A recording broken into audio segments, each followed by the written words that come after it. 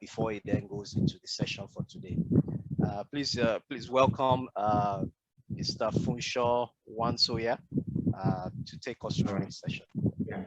Thank you very much, Babalola. Thank you very much. Thank you very much, Dr. Agbede. Please, can you all hear me? Can you all hear me? I would really just want to just check.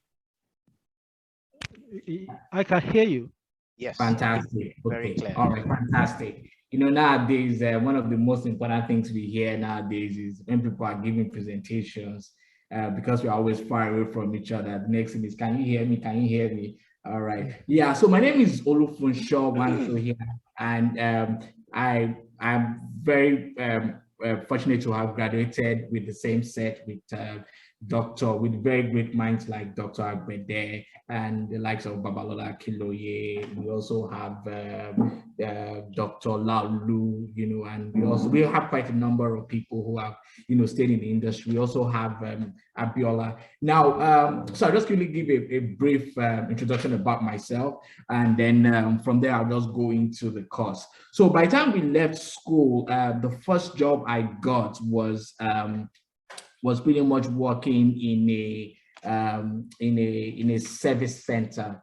I did that for a year before I did get a job in an engineering company. Now, so in an engineering company, I spent about seven because oil and gas years have been racked up. But I spent half of my years in the engineering company. I moved from Amazon Energy to Delta Afrique. From Delta Afrique, and had stints in Delta Afrique. From Delta Afrique, I moved on to Macon. It was from Macon I worked for a while before moving over to Owando, which I have spent the last half of my engineering career in there. I currently work in Owando, and I work as a facilities engineer. Now, so let me really just quickly give you a brief explanation of what has been happening with the design. So while we worked in the design department, we worked for, I realized that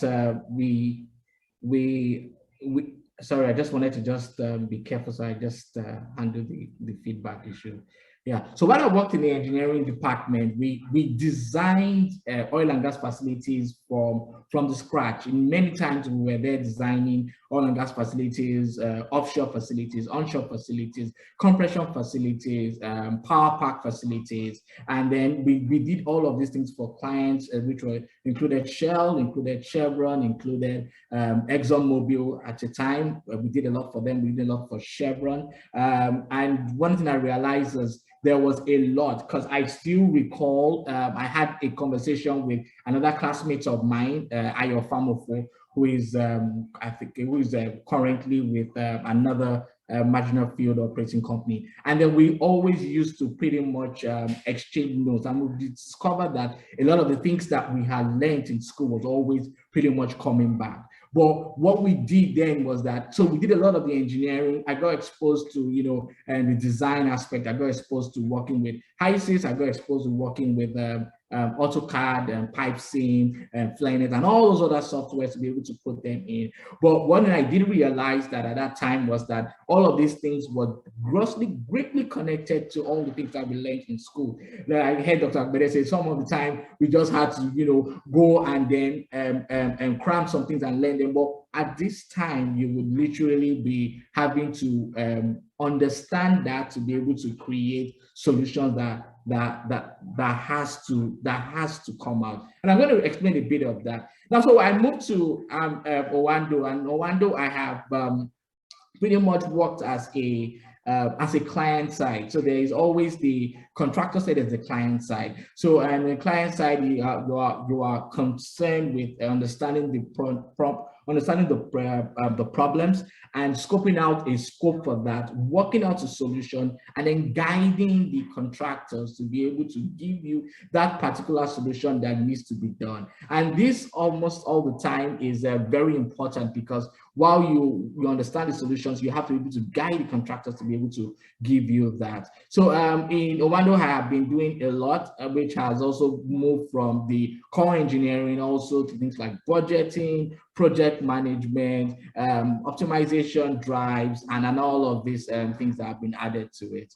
Yeah, so so that's about me, and then I'll just go deeply into what we're going to talk about. So in slide one, we're going to really describe the design objectives, and I'm really going to walk through it. I'm going to try and make this as a walkthrough as possible so that you can really understand what exactly is happening. So we're going to look at the process selection, we're going to look at the process flow scheme, we're going to look at the heat and material balance, the detailed engineering, and then I'm going to talk about the design team. From time to time, I will also bring snippets of some of the things that I have learned in school, and I'm just going to pull it in. Can we go to the next slide now, Bar? All right, so now I'm going to start this slide with a quote. So we used to have a lecturer, Mr. Okilano. I don't know if any of us know him, but he was really a fantastic lecturer. And then he did say something, and I'll never forget that for the rest of my life.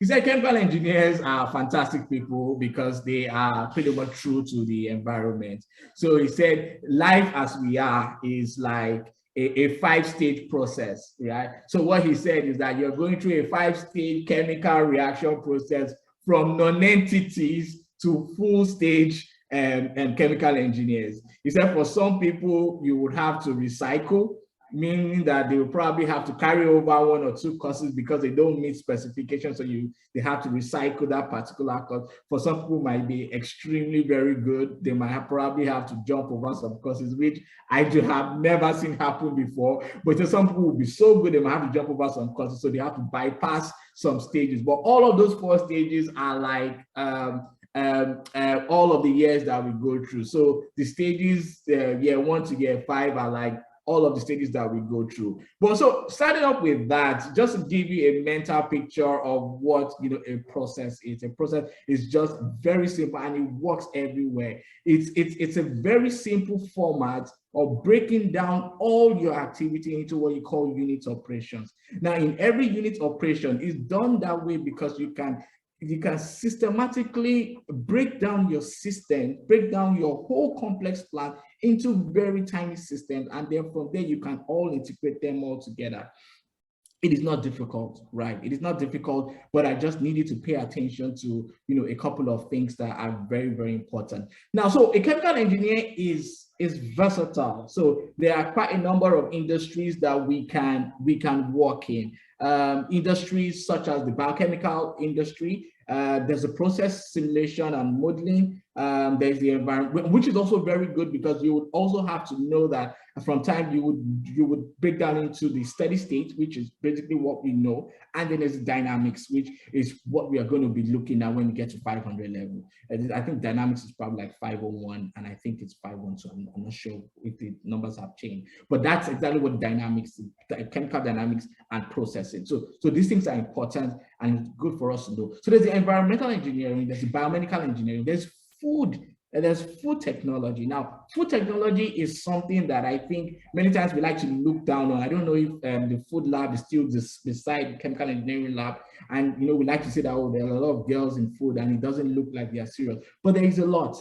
There is a lot because every time you have a factory, and every time you have some industry, every time you have a process linking up together, every time you have a chemical chain, be it a heat chain, a physical chain, or a chemical process chain, then you would need a chemical engineer, you need a process engineer to be able to put these things through. So food technology is one place, petrochemical is another place. Now, let me just say one thing about petrochemicals. So by the time you get your crude oil, you can enhance the petrochemical inside of it, and then you can work with it. And this is working with your methane, working with your ethane, and then creating derivative products from it, like polyethylenes, polyethylene terephthalate, which is your PET bottles, and then you can always generally just use a lot of things in that and then work with that process to be able to get to where you are. Then there's also process control. Process control pretty much works across all boards. That's understanding the process and putting together a process and controlling that process. I'll talk a little bit about that when we go deep into the slide. And then we have polymer, and then we have the plastics technology. All right, I would move ahead.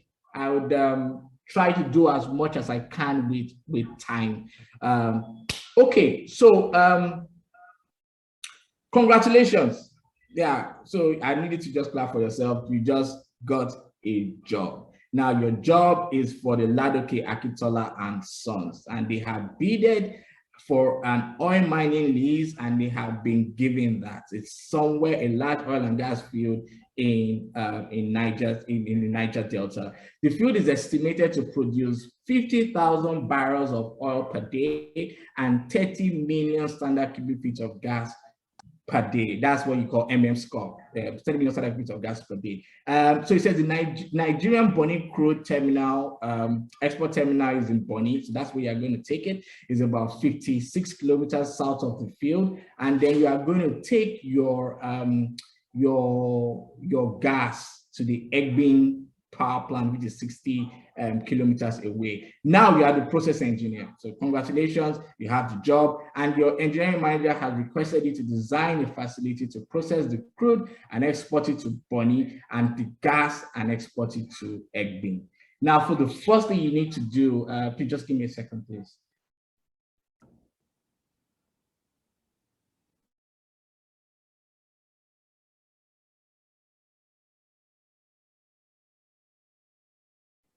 Sorry about that. Now, so the first thing you need to do is to, first of all, take the things that you know and work it out to get the things that you need to get. So just take that. You always work from the known to the unknown. You always work from the known to the unknown. In many cases, you already have what the answer is going to be. And that's exactly what design, it always starts with an intention. You always need to know what the answer is. You need to know what you have. The job, your job is to create that particular process to be able to convert what you have as raw materials to finished good. Remember the analogy I gave you that Mr. Kleiner once told us. He said, you come in as non-entities, you come in as nobody who doesn't know anything. I mean, those were his words. We found it very funny then. You come in as nobody who doesn't know anything. You go through 5 process stages, which is 100 level, 200 level, 300 level, 400 level, 500 level. And then by the time you are out, you are a ready-made, finished good process engineer to be able to solve the problems that were intended for you to solve. So take that and then put that back. Now, so a couple of things that I wanted you to talk to note were the values. You had 50,000 barrels per day. You had about 30 million standard cubic feet of gas. The distance you had was about 50 kilometers south of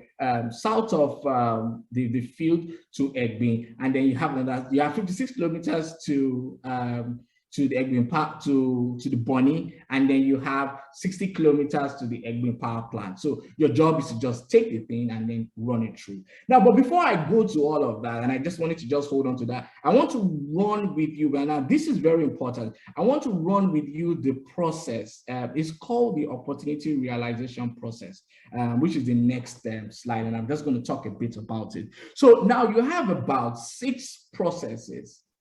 Some people would like to say 7, but let's just work with the 6, and I'll talk about the 7th later. So it is called, and it's the process that you go through for you to be able to run a project from beginning to end. So in some cases you have an opportunity, and then when you take it further, you have you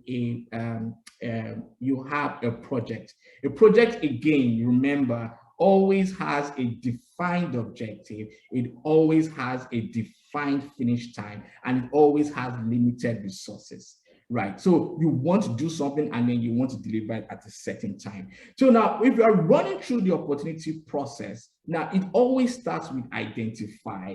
It goes on to assess, it goes on to select, to define, to execution, and then to operation. And just come down, I'm going to explain everything out to us. Now, so when we say identify, it's usually what you say in an initiation process. And then you ask yourself, what do I want to get? What do I need to achieve? Most of the time, what happens in some of these cases is that people would have discovered what a problem is.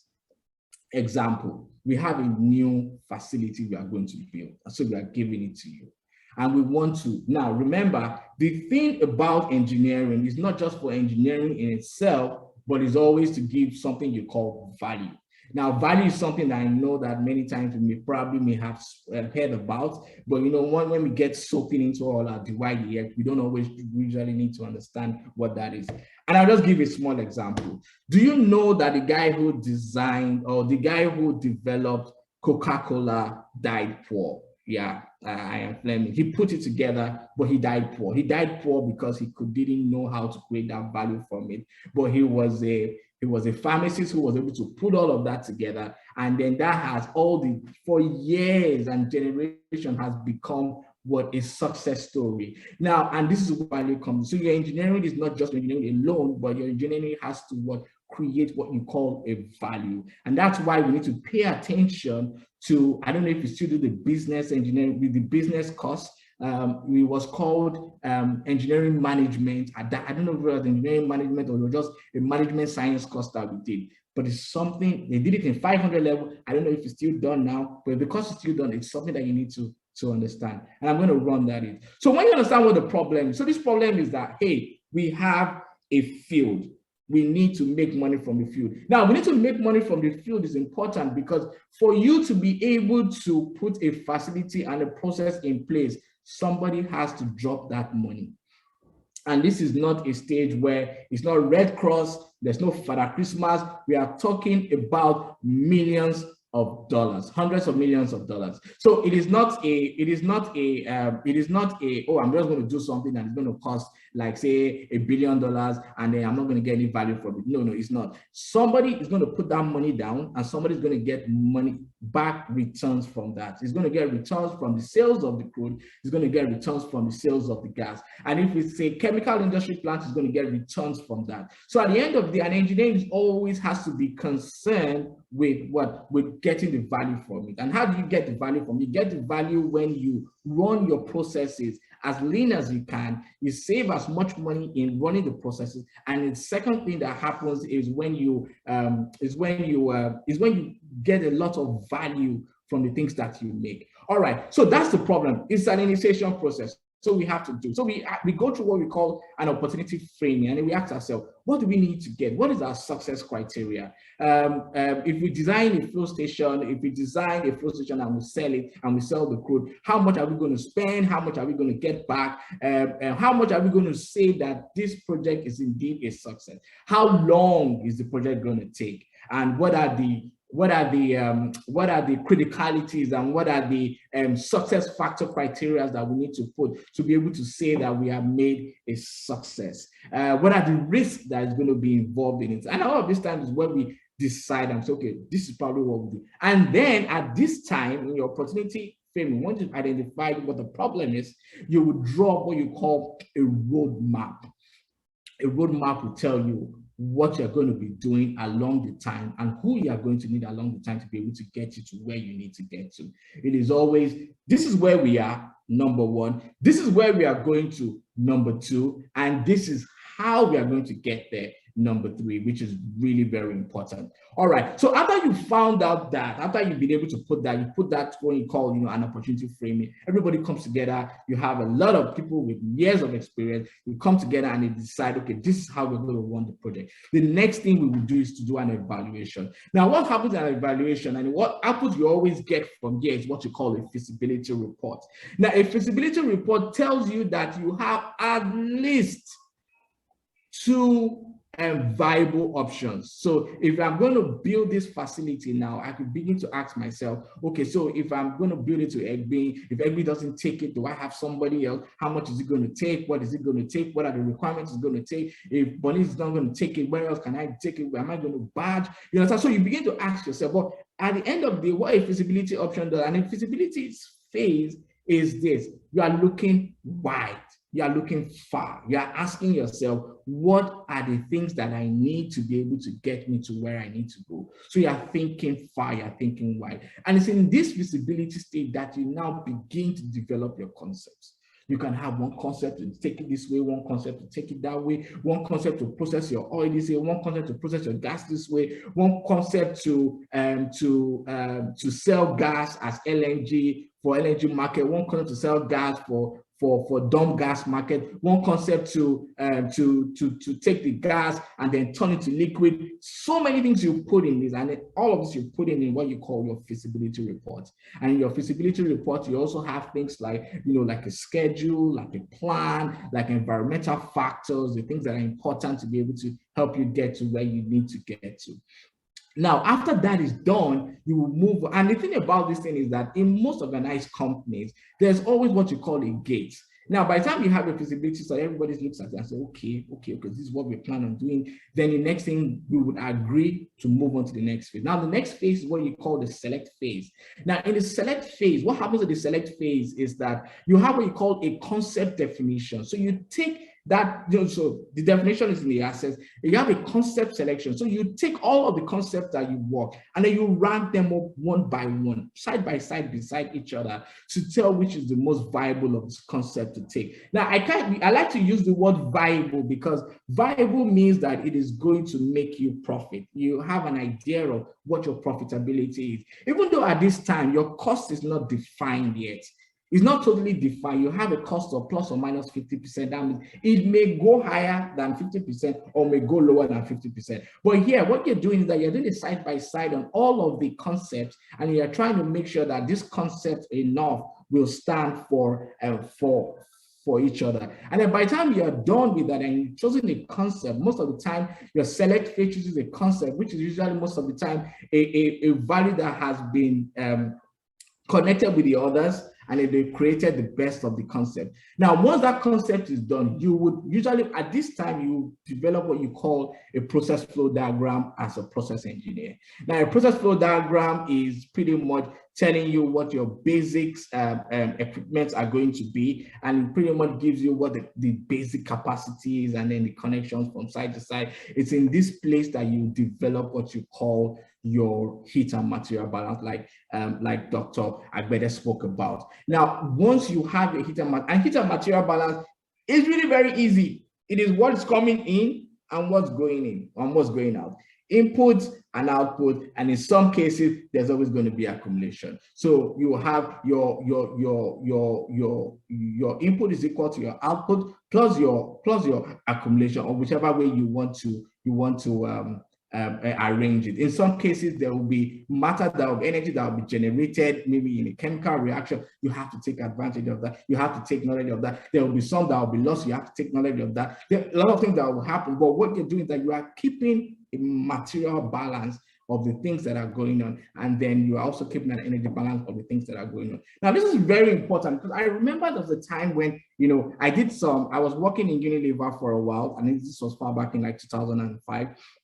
And while I was having a conversation with one of the engineers, it was just like, wow, that he was still in school, and this is the very things we were talking about was indeed material balance. So all of the things that are coming in, like what Dr. Bede said, is the things that we need to talk about. So by the time we are done with that, and we have what you call a PFD, we go on to the defined stage. Now, defined stage is where we blow out our PFDs and we blow them into P&IDs. From there, it's the time we always need to communicate with all the other sets of engineers. I'm going to talk about that in the last slide. And then from there, we create a feed document, and then our output at the end of the day is a basis for design.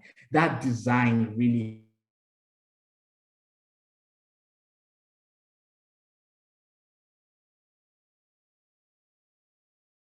which takes the job we've done and details it out. And I'll give an example when we come to the drawings. Yeah. So once he takes it out, I don't know if you can hear me. Can anyone hear me? Yes, you are clear. Okay. All right. It froze for a while, but it's all right. Okay. So when you take that, you now have what you call an EPC, and then from there, EPC is engineering, procurement, and construction. So that contractor takes what you have, and once he's done, what they do is that they begin to flesh it up a little bit for you to be able to go into procurement. Because at the end of the day, once you have done what you have done with your design, everything down to the number of nuts and bolts will be specified. And then from there, they go to buy. Once they buy the item, they bring it in, then they begin to construct. Now, after they are finished, done with construction, then they will commission. Commissioning is setting the plant up and making the plant work individually as units and collectively as a system. And once that is done, we always will hand over to the operations team. The operations team are another set of people that will run the plant. And usually you have chemical engineers also in that particular phase. All right, can we go to the next slide? So if you have questions, I know you might have questions or thoughts, you can always just put them down. And then when we get to the question and answer, we would talk about it. Okay, yeah, so these are the design objectives. So now let's start. Remember our project. You have 30 million standard cubic feet of gas. You have 50,000 barrels, which is a lot. 50,000 barrels, 30 million standard cubic feet of gas. You have 56 kilometers to Bonny. You are 60 kilometers to Egbin plant. So the first thing you need to ask yourself is this: what do I have? And what do I need to get my crew to? And this is where the design outputs and design specifications is going to be. And I'm going to talk about that before I go to the steps and the other requirements. Now, when we talk about flow rates, this is what we talk about. We talk about the 50,000 barrels per day, the 30 million standard cubic of gas per day. Now, for in barrels, really, 1 barrel is about 159 liters. That's the unit.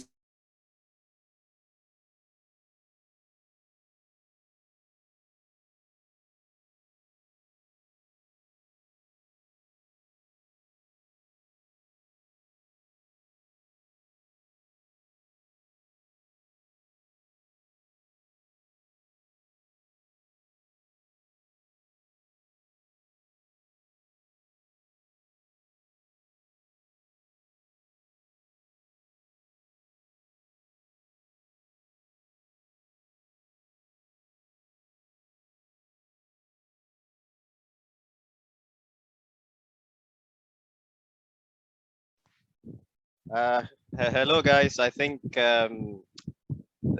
our speaker has just been, I think he's having some technical difficulties. So I will try and get him back into the session, and then we'll continue from there. Please give a few minutes. Apologies for that. Okay. Hi, Funso. Are you back? Yes, I'm back. I'm back. Sorry, okay. I must have been a glitch in my internet. All right, good. So please go ahead. Okay. So you have your flow rates. Now, what exactly is flow rate? And I'm going to give this very simple illustration. Flow rate could either be in, you could either have it in volumetric or you can have it in mass. The formula for flow rate, which is about the easiest formula ever, is the velocity of the fluid times the area. So U times A. So volumetric rate is equal to UA or VA, whichever one you want to put, which is your velocity, the velocity in the diameter of the diameters in the pipe times the area. But what flow rate does is this. Flow rate means that if I have a pipe flowing, and then you could use this anyway. If I have a pipe flowing, like you have a pipe flowing in your house, flowing with water, and then you cut that pipe into two, and then you put a bucket, say you put a 50-liter keg under that particular pipe. If that keg fills in 1 minute, then your flow rate is 50 liters per minute. And then from there, you can calculate it if you want to turn it into barrels, or if you want to turn it into meter cube, or if you want to turn it into centimeter cube, or if you want to leave it in liters, or if you want to turn it into gallons. that is your rate. So imagine you have a pipe and then you cut it into two and you take a unit measurement and you fill it. That it tells you what your flow rate is. If you take that flow rate that you gathered, and you multiply it with your density, you have your mass flow rate. So it is not difficult. So the mass flow rate, volumetric flow rate, they all come together. But why is this important? And I'll tell you why it's important. Flow rate is something that many times we design and we prepare for. So how do we get that? So if you're going to do a project, for instance, now, and then you're going to say, oh, I want to create, or I want to have polypropylene, for instance, now, and then you design a plan for it. This is how much of polypropylene I'm going to get. Then you can walk back to say how much of the raw materials you are going to need to be able to get, you know, or how much of propylene you're going to need to be able to make your polypropylene. So you decide. Oh, can you all hear? Can everyone hear? Hello? Yes, I think we can hear you. Okay, I can go on.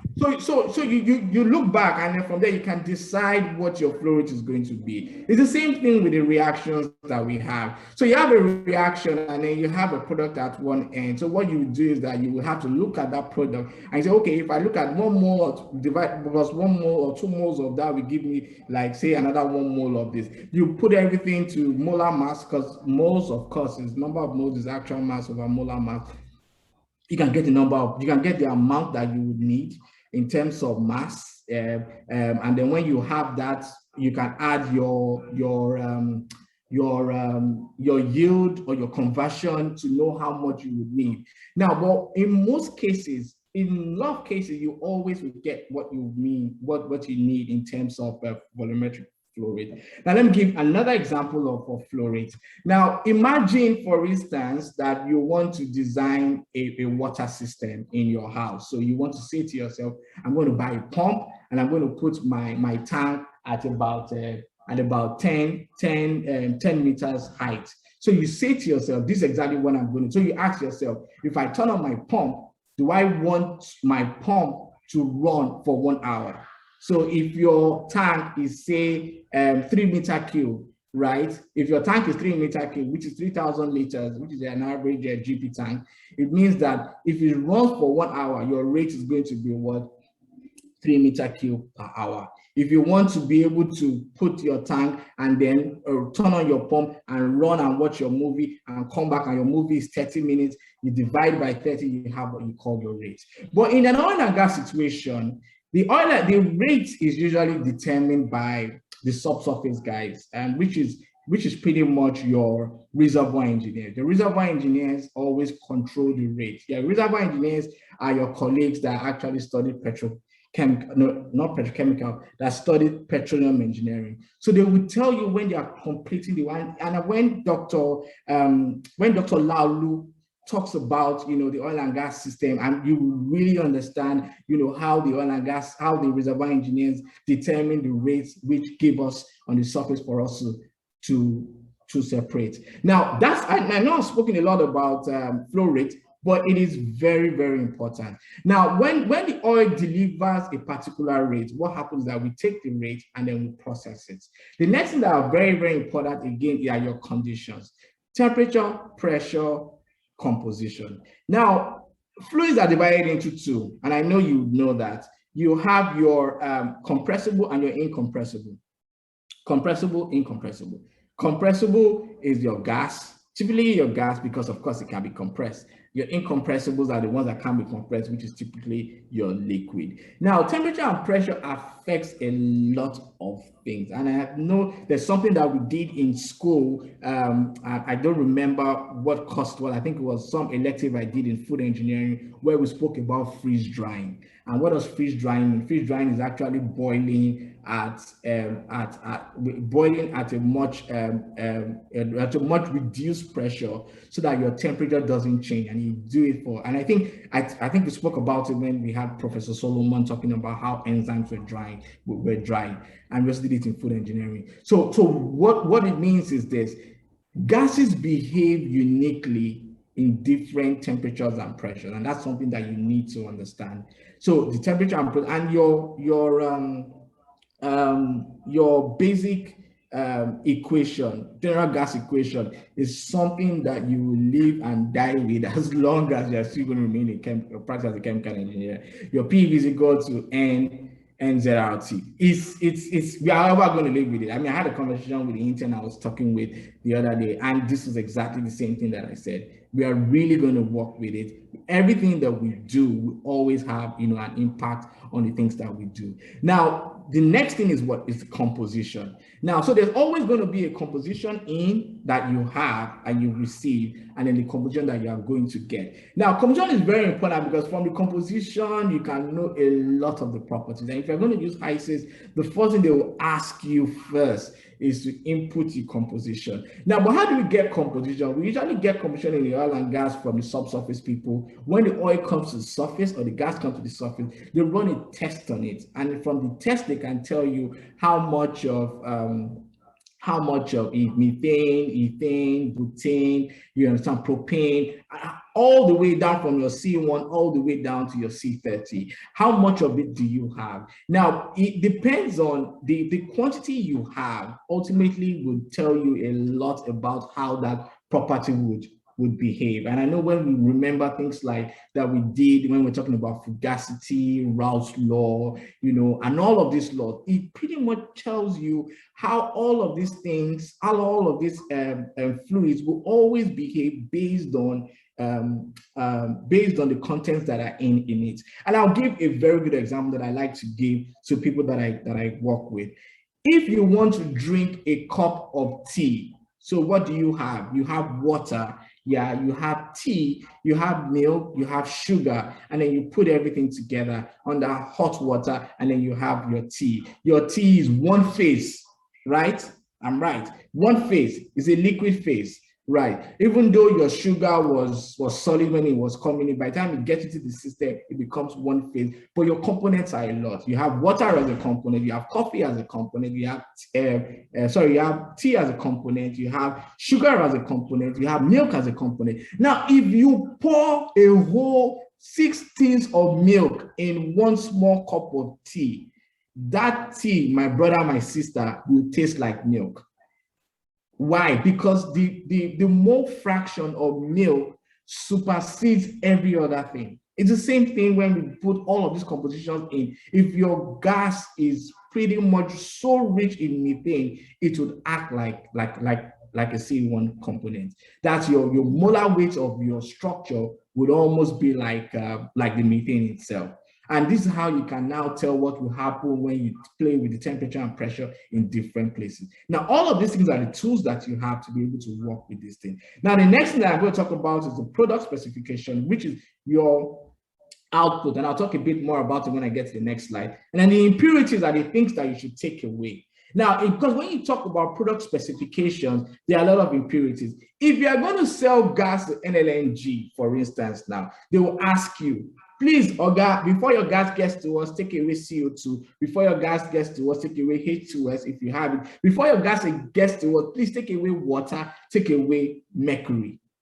And we want your gas to be rich in methane. So methane will probably be about 85%. Once you have all of that, then every other thing has to be taken out, and they're always going to be taken out in your process. Now, the other requirement that are important is your terrains, your location conditions, your regulatory requirements, socio-economic requirements, which is very important, especially when you are going to work in a lot of places where becomes a bit restive, and the community has to be carried along. Over the years, we've had a lot of oil and gas companies that have worked in the environment and have not, communicated so much with the community, and they run at a detriment. So that's one thing that's so very important. Environmental concerns is always very important. The amount of gas are going to flare, you should not have spills. Nigeria generally does not allow us to dump wastewater, produce water into the environment. So you have to find a way to take care of that. Now, design steps. First of all, review your feed. Please, just one, just a slide, and I'll run through. First of all, review your feed, review your product specification, review the process, to convert your feed to product, then you have to put that in place, develop a block flow diagram, develop a process flow diagram, which your PFD, you run a heat and material balance, and then have your design philosophies, have your P&IDs, then size your equipment, your valves and your pipes, and then you generate your operating philosophies and your operating procedures. Now, operating procedures are the ones that pretty much your production guys are going to have to work by. So you have to tell your production guys, this exactly is what the process is about, and this is how you should work with it if you have any problems. Can we move to the next slide? Well, I think I may probably, I may probably be speed up on my timing, and I know I may probably be out of it. Now, this tells you about what a typical inlet stream is. That's the first box that you have in there. And then the second box that you have in there tells you more about your pipe. This is for your pipeline specification. So this tells you that, as you can see, that your inlet specification, this is taken from a NAOC stream, your inlet specification of your methane was about 78%. So that means that what you're telling you is that no matter what, your minimum in the next phase should be about 75%. One of the other things that is really very important is water vapor, and then heating value. Almost everyone works with heating value. And heating value is really very simple to calculate. Every component you have, right, has what you call a calorific value. So methane has a calorific value, ethane has a calorific value, propane has its calorific value. So how you calculate the calorific value of your gas stream, really many at the time, is that you take that particular calorific value and then you multiply by your mole fraction. When you have multiplied by your mole fraction, by your mole fraction. When you have it multiplied by your mole fraction, you can now tell how much calorific value that you have. And when you sum up everything, then you have the total calorific value for that particular fluid. Now, this tells you that the heating value should be between 950 and 150 and 1150 BTU per SCF. BTU, British Thermal Unit. SCF is standard cubic feet. Standard cubic feet is gotten when you take all your gas at 0 PSIG and 60 degrees Fahrenheit. It is just one term that we use that we call standard, because the volume that you will have at a pressure is not going to be the same volume at a lower pressure. If you look at your PV is equals NRT, you will find out that the higher the pressure you go, the smaller the volumes you will get. You understand? So all of these things are the specifications in which you should be able to size, and then make sure that whatever is leaving your system always has this particular specification. If it doesn't have the specification, your supply is not going to take it. In fact, what a lot of people do is this: they will slam you with what they call with a discount. If it's not there, they're going to slam you with a discount. So now the key processes for our system. Remember, we're going to design a system that's going to take gas to Egbin and it's going to take oil to Bonnie. All right. So the first thing we're going to do is that we're going to separate the oil from the water, the oil from the gas, the liquid from the gas. We are assuming that we're just having oil. So we're going to separate the liquid from the gas. We're going to stabilize the oil. Now, many times the oil stability is always driven by what you call a Reed's vapor pressure. Now, so you have the true vapor pressure and you have the Reed's vapor pressure. They're just about the same thing, just that the Reed's vapor pressure is that they are actually done with two different ASTM standards that tells you what you should have. But what the Reed's vapor pressure tells you is that when you get to about 37 degrees C, it means that you at that time should be at least less than about 9 PSIG. You should not have because the problem with volatile fluids is that once temperature gets high, you would begin to lose component to the vapor phase, but you don't want that. You want your component to always stay as liquid no matter what the temperature is. And this is where your separation and your stability always comes in. In some cases, you need to heat. Sometimes your oil may be heavy. Sometimes you might have waxy issues. Sometimes you might have some flow compression issues, and you may need to heat your particular flow. So your heater is going to come in. For you to be able to take your water out, you need a gas dehydration system, and I'm going to talk a little bit about that. For you to be able to move, yes, from one place to another, you need to have what you call a pressure differential. So a pressure differential means that you have to be higher at one pressure and then lower at the other pressure. And this is where your Bernoulli's equation comes in, especially when you are going to size your pump. So your Bernoulli's is very, very important. It tells you your potential energy, your velocity energy, which is pretty much your kinetic, your pressure energy. It takes into account the pressure drop across the pipe, and then this is what you need to put together to be able to determine, how these things flow. Now, I know that sometimes I'm be talking, and it may seem like it's a lot that we probably might have glossed over while we were in school, or in some cases we probably might have learn to pass the exam, but I don't want you to feel flustered. I want you to know that you could always go back, and once you understand the reason why you're learning it, it becomes a lot easier. So your pumping system and your compression system is very important, because that is what will move your gas, and that will move your oil respectively. Now, there's something in your flow station, which is your utilities, a closed drain, open drain, and these are the drains. Normally, your closed drain is the drains that come from your pressure separators, because you don't want that coming out to just the atmosphere. You take that in. Your open drains are usually your non-hazardous atmospheric drain system, like your gutters, which you just pour into like a skimmer pit that separates the oil, and then the water goes out. And you have the flare. In some cases, you will need to always have a flare every time you always need to have a design every time you want to vent out gas that you have. So that has to be flared, because if you take your gas out without flaring it, it becomes very dangerous to the environment. It's a lot easier to deal with all of the CO2 and water that will come from the burning than to deal with the methane in itself. So most of the time, you have a flare system, you have an instrument air system or an instrument gas system. Sometimes you have a nitrogen system, again, to be able to help you start up your plant. But instrument air system helps you in communicating between your valves and your control system. Of course, you have a fire water system, and all of these things have to be very important when you put your facility in place. Can we go to the next slide? Okay, now, so this is a block flow diagram. So we like to say that block flow diagrams are meant for the money people.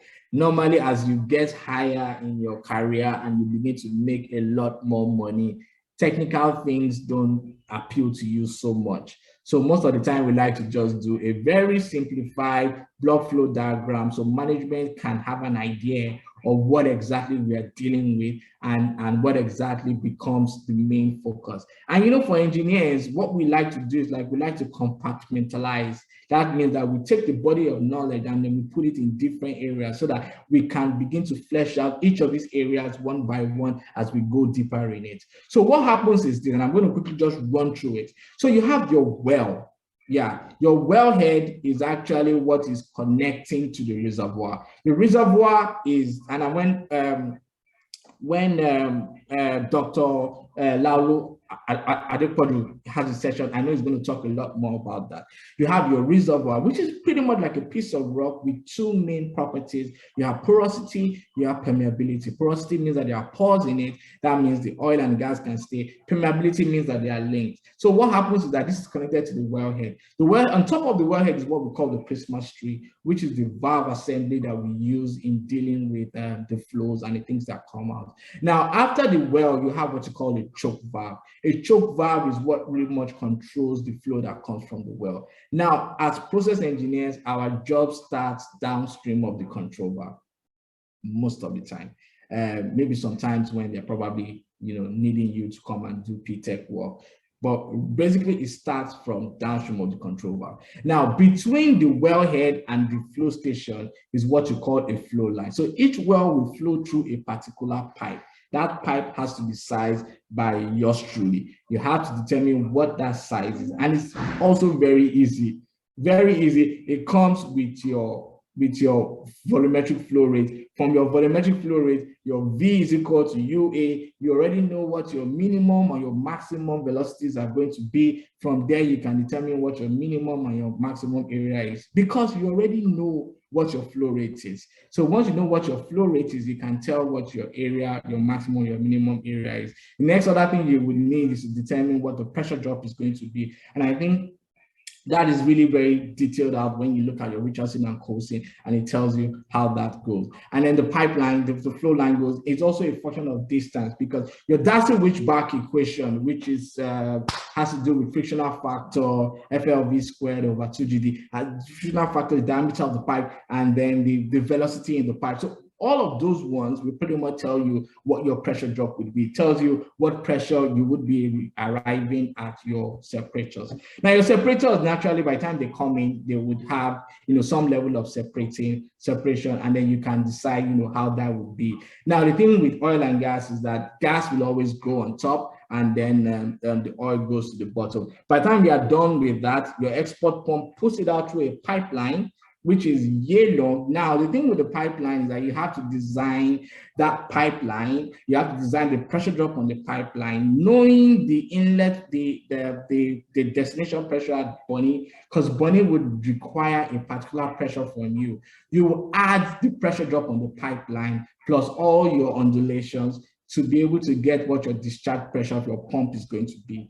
Your pump discharge pressure, your pump inlet pressure will give you the difference in that will give you your pressure head times the flow rate tells you the power of the pump. So there you have to decide what the pump is going to be, and you have to design how that pump is going to sit. You have to design how the pipeline is going to be. You have to design how the whole structure is going to be. The controls and the safety features around this thing are things that you need to design. I didn't mention the separation phase. You also have to design that. Yeah, the next thing is when the gas comes out, you have to take the gas, you have to clean the gas, and that's where you have your gas dehydration. Gas dehydration takes away the water away from the gas, and then you can compress your gas. Here you have gas compression for dehydration, because your dehydration usually is best at much higher pressures. Remember, the higher the pressure, the lower the volume. The lower the pressure, the higher the volume. And then from there, you put it into the gas pipeline. The gas pipeline goes to egg bean. Egg bean has to have an amount and a specification of the gas that you need to send. So this is what your block flow diagram looks like. Can we go to the PFD?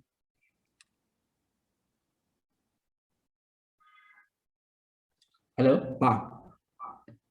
Can you all hear me? Okay, now, so this is a PFD, and trying to make it as simplified as possible. So all of your wells will flow through a flow line. By the time your flow lines get to your manifold, your flow station, the first equipment that it reaches is what you call a manifold. A manifold is just a much bigger set of pipe it's a set of pipe that receives all the other smaller pipes. And yet again, you have to size that, and usually you use velocities, and then you would use pressure drop to be able to find that. And then what happens is that by the time it gets to your manifold, you would literally have to run it through different separators at different pressures. Here, what you have is that you have a HP, you have an LP or an MP, and then you have a surge separator. That's what I mean, LP. Now, this is where you now have to decide what your temperature, what your pressure and temperatures are going to be. And you always do this, especially when you start up with your PFDs. This you have to run into your simulation to determine what the optimum temperature and pressure you need to work all your systems to be able to get the most amount of yield. That in turn is very important. Another thing that's so important is you have to determine, because your pressures will always tell what pressure and temperature your compressors are going to work with. Of course, your compressors could work, and most of the time, the flow is usually between, an isentropic process and a constant volume process. But what most of the compressors are designed with they are designed as adiabatic, which is a reversible, as an isentropic, which is a reversible adiabatic process. But this exactly is the key thing that works with a lot of the compressors, so that you can actually have, the best value coming out from these things, and all of these things that I've mentioned are the driving principles that actually work with, the design of the compressors. Actually, when you're going to work with a reversible adiabatic process, you can exactly tell what your temperature is going to be and what your pressure is going to be. And from when you know what your temperature and pressure is going to be, you can now determine, how your heat exchangers will be designed. You can even tell whether you're going to have a 1-stage or a 2-stage or a 3-stage, compression system based on your output pressure and your input pressure. But at the end of the day, all of these things are things that you have to sit down and then you have to think about and you have to put together in one place. Can we move on to the PFD? So now this is an example of a PFD. Now you see the lines that are coming in are actually your flow lines coming in. And what you have in this particular PFD is, because you have really long flow lines, you have what you call, a pig launcher, and that's the second, image that you have there. So you have a pig launcher, which pretty much does the cleaning of the line. For every line, you have what you call a pig launcher and a pig receiver. So from time to time, when you need to clean up your line, you would launch a pig. Now, a pig is another different story on its own, but we could talk about that when we have some time. You could launch your pig to clean your line, to be able to get your line. But for every line that is pretty long, you would always have like a pig launcher and a pig receiver. The second thing you have is what you call a slug catcher. A slug catcher is something that you use in, now when you flow fluid. So your fluid flow could either be single phase or two phase. The single phase could either be oil or gas, right? Yeah, your two phase is a mixture of gas and liquid. Now, so when you flow a two phase, there are some transition levels that you will get. In some cases, they could be intermediate. In some cases, it could be dispersed phase. In some cases, it could be bubble phase. But what you don't want, and you have to be able to deal with, is when you have a slug flow. A slug flow is when you have a whole pocket of gas coming and a whole pocket of liquid coming. So you have to be able to design that so that when the stream comes in, it will be if not the, yeah, thank you very much, brother. This is very, very helpful. When the stream comes in, the separators can handle what it takes. So that's why you have a slug catcher in there. And then all of the lines are going into what you call, a manifold. Now, I know it may not be too clear, but one thing you can see is that you can see numbers on all of them. Now, the numbers are the ones that you can see in the diamond shapes. Now, for every number you see, and this is exactly what happens in actual design, for every line that you have, lines are pipes, so I'll use the name interchangeably. For every line that you have, it needs a number. That number carries an identity. That identity is going to tell you the temperature, the pressure, the mass rate, the volumetric rate, the heat capacity, and it tells you all of the composition. So it takes its identity. Now, this is very important because you need to be able to account for your mass and your energy as you go from one equipment to another. It's like the way you go from 100 level to 200 level. So by the time you leave 100 level, you have a certain amount of knowledge that is fantastic, better than where you were before you got to 200 level, and then you carry that to 200 level. You build on that, and that's why you find out that when you are in school, some of the courses you have going on to the next courses are prerequisites of the others. So all of the numbers actually carry the signature. Every single line will have its own details, and all the details is what you put in the heat and material balance. Can we go to the next slide? Okay, thank you very much, Babala. Before you go, let me just really talk about this. So you can see Babala has written gas in there, and then the next phase is actually liquid. So this is always very important because if you don't do that, your separator is going to receive a huge amount of gas, which could be okay. But by the time the liquid comes in, it can overflow the separator because the separator is designed for a certain amount of liquid and a certain amount of gas. All right, now this is a PFD for your separation system. Like I said, you can have, depending on the number of separators that you need, you can have them specified into the high pressure, the low pressure, and the surge vessel. So, but in these cases, as you go from one pressure to another, as you go from one separator to another, what you would do is that because you, instead of you having a large stepwise chain, because what is coming from the wells are usually very high pressures, right? When it comes to your separator, the ones that are pretty high in pressure, because your wells may be different.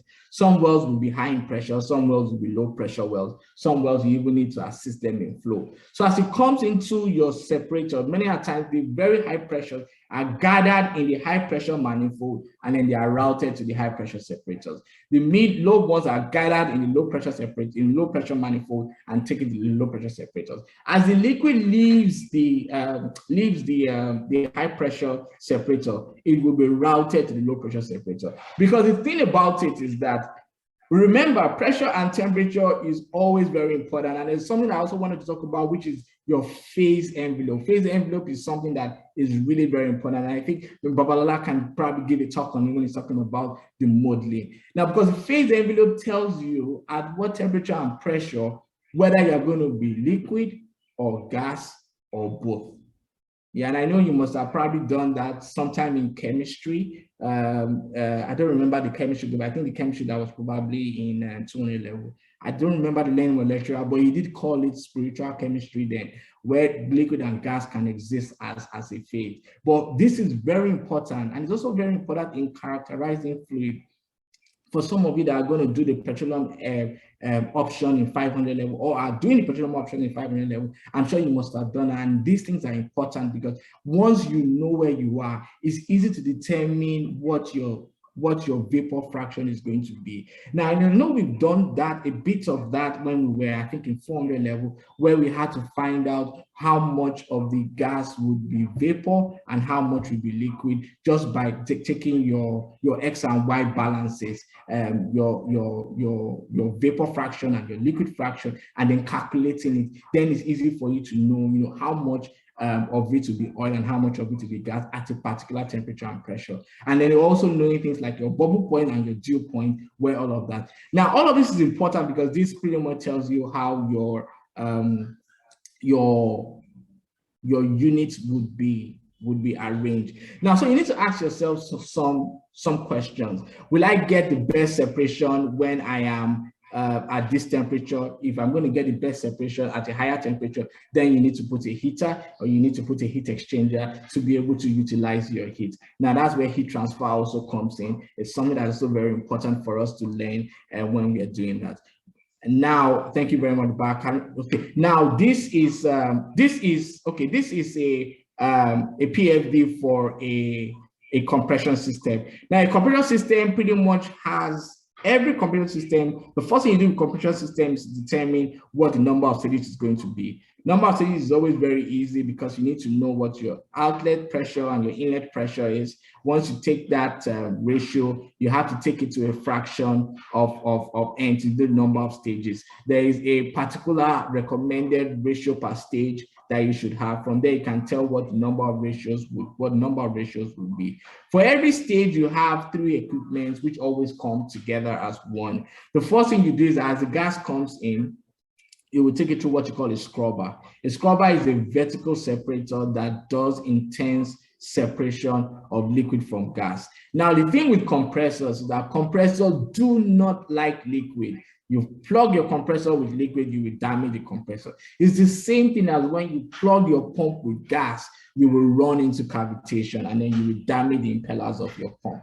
Now, so what happens is that by the time it comes into your scrubber, you would compress the gas. Yet again, your compression, like I said, is a reversible adiabatic, which is an isentropic process. And then when you do that, you would pretty much increase the temperature. The temperature gets increased on its own. And the temperature gets increased on its own, the next thing to do is to cool it. So that's why you have a fan. So you always, an area cooler, whichever one, sometimes it could be a heat exchanger, whichever, but the case is always the same. You always would have a scrubber first, a compressor, then a fan or a radial cooler. In some case, that is one stage. Then the next stage would actually be the next stage all over again. So if you have 3 stages, you have this repeated 3 times.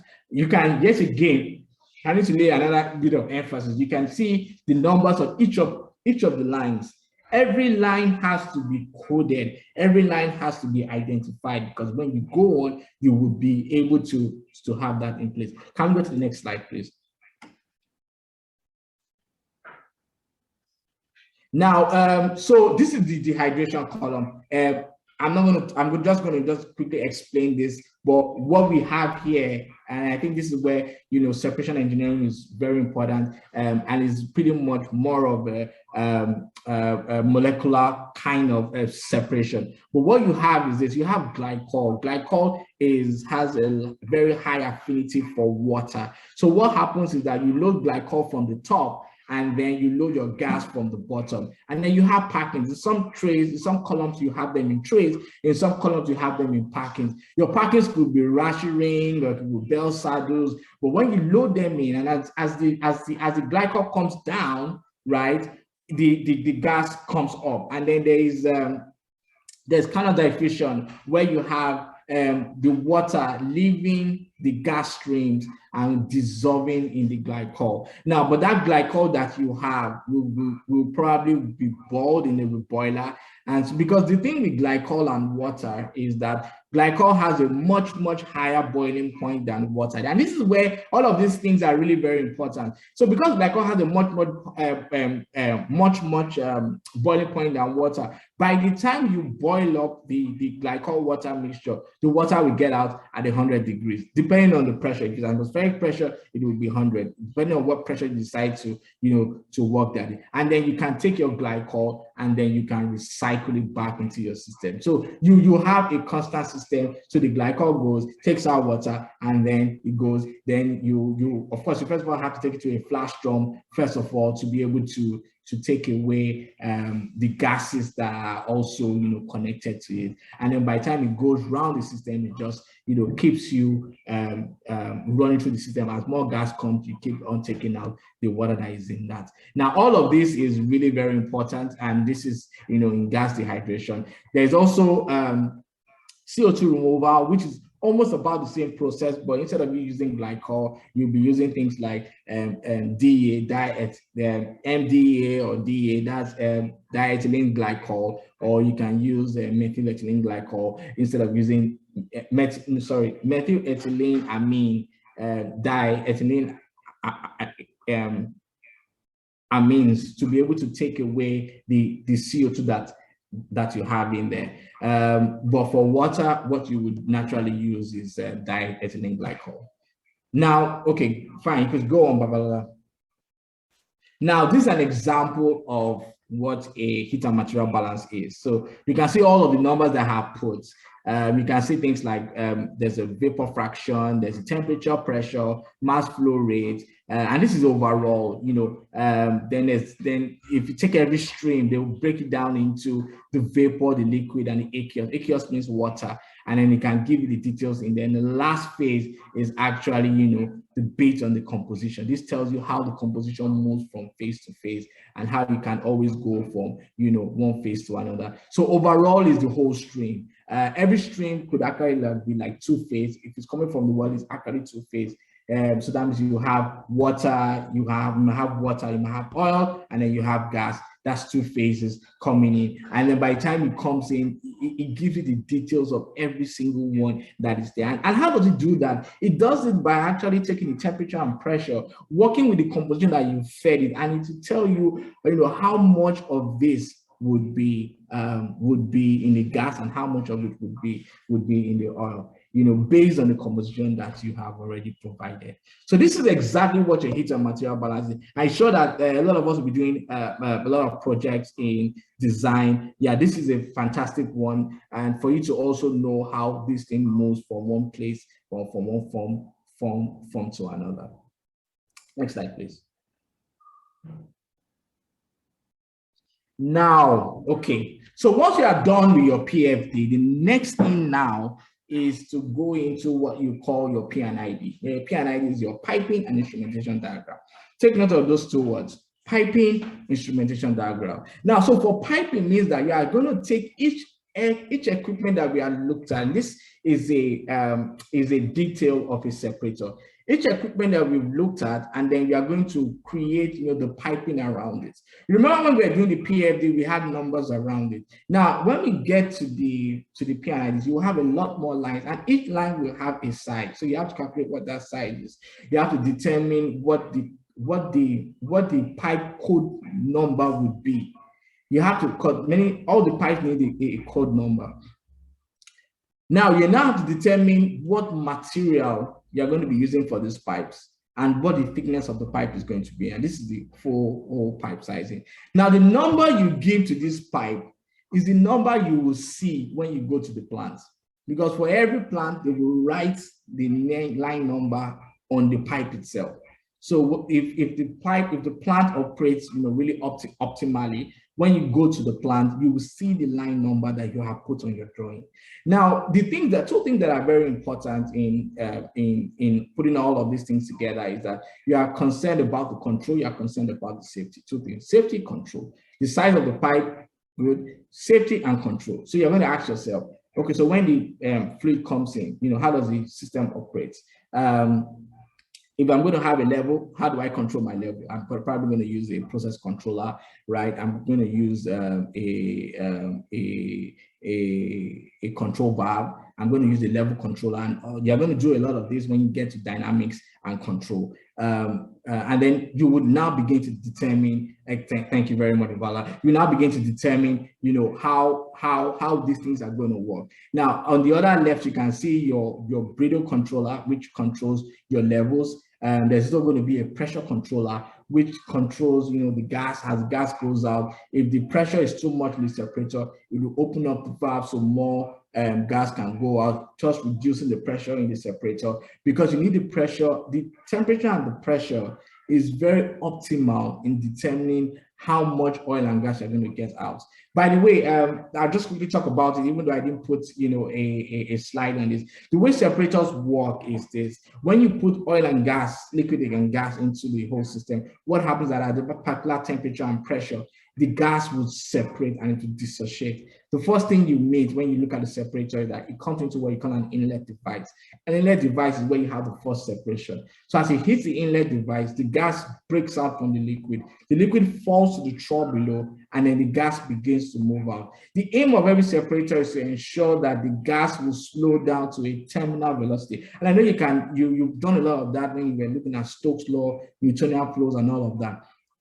It will reduce, and as it reduces in speed, right? We call that, the breakout velocity. As it reduces in speed, the liquid droplet that the gas was carrying will drop to the ground. And as it drops to the ground, it can flow out. Now, when the liquid gets in some cases, you have what you call a three-phase separator or a two-phase separator. A two-phase separator is what you call a vapor-liquid separation. A three-phase separation is where you have vapor, liquid, oil, and liquid gas. So you have to separate between the liquid oil and liquid gas.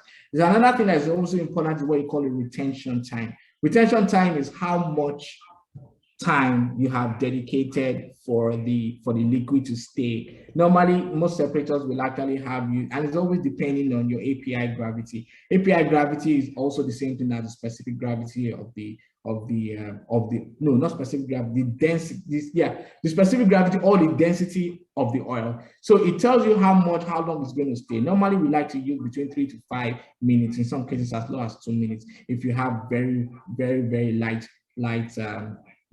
oil. So now, and this is where the theory bit comes in. Now, if you have a specific time, knowing that your volumetric rate is a function of rate time divided by time. So if it's going to be there for 3 minutes, then you have an idea of how much you're going to have.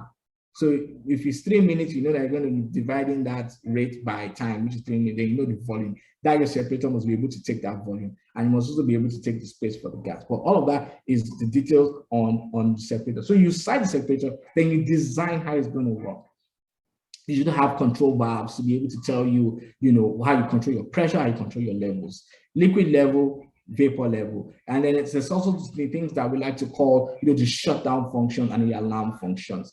So now let's quickly talk a bit about it. So if you put, and I'll go back to your water tank. If you have a water tank, every time your water tank fills, many times, if it was like my own water tank, every time the water fills, the water will pour out of the tank, and then you already know that the tank is filled. Then you go and pour it. You go and turn off the pump. But in a lot of cases, what happens is this: you would have what you call a level switch high. So as the water reaches a certain level, it would indicate to you through an alarm control room that, oh, this level has gotten high, you need to do something about it. If you don't do anything about it, within another period of time, could be 2 minutes or 3 minutes, you will get from a level high alarm to a level trip. That level trip means that it is going to shut the inlet of the valve so that nothing can come in again.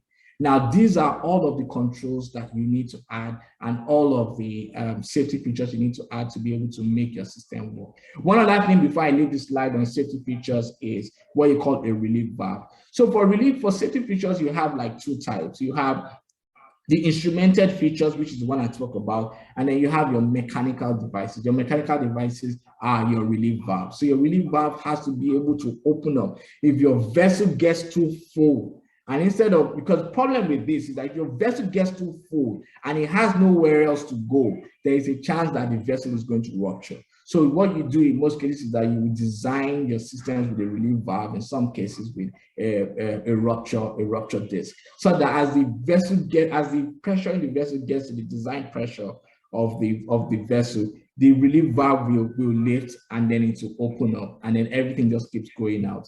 You expect that as it goes out to what you call a knockout drum. From a knockout drum, it goes to the flare.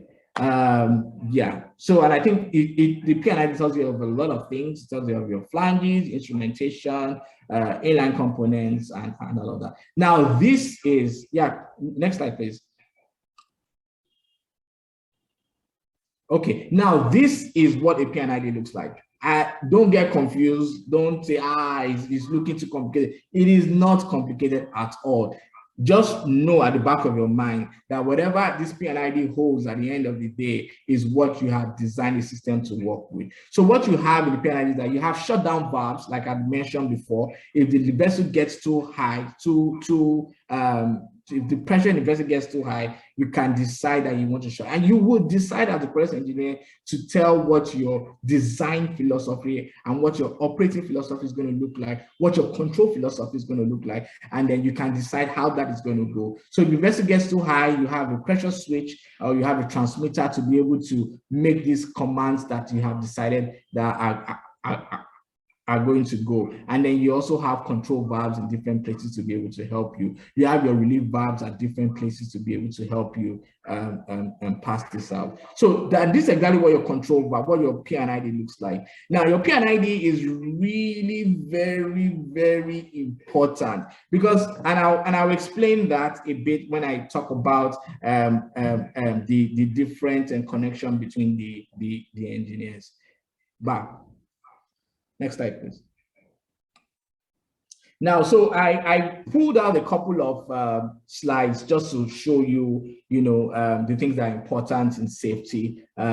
This is your pressure vessels. So what you have there, you have your PSV, like I've spoken about. You have your FSV, which is pretty much a check valve. This only allows flow in one direction, so you don't have stuff coming in where you shouldn't come, so you always put that there. You have your level switch high and level switch low, like I mentioned, and then you have your TSC, which is your temperature sensing element. This is very important, really, because if there's a fire around, what the temperature sensing element does is that it will shut the inflow so that you will always keep the liquid, contained with it. On the second bit is what you call the control, and this is for a compressor.